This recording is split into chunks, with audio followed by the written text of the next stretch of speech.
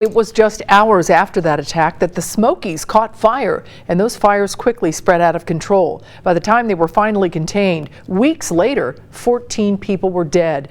2,500 homes and businesses were damaged or destroyed, and thousands of acres of forests were burned.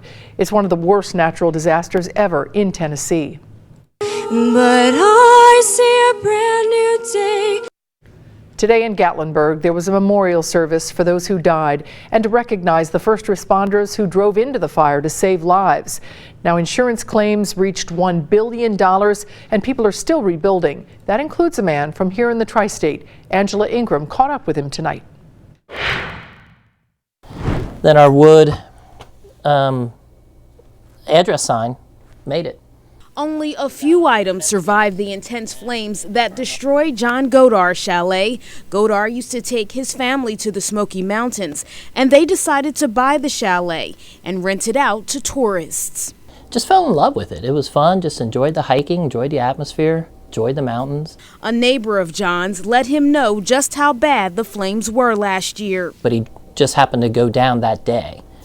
Got there at that time and turned around and went in his house. Within 10 minutes, everything was on fire, and he had to leave and drive through flames to get out. So he called me and said, "We're in trouble."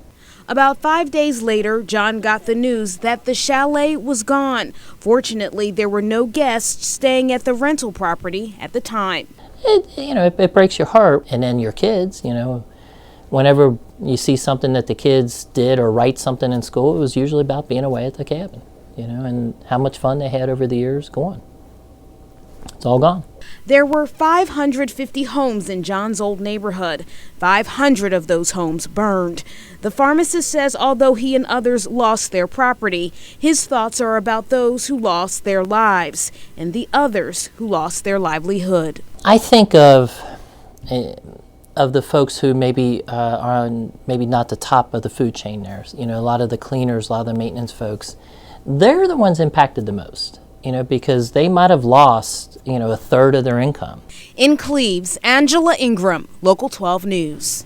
Now, the Godars have not decided yet whether they will rebuild. They're still working with their insurance company. The family does have a trip planned to the Smokies in January.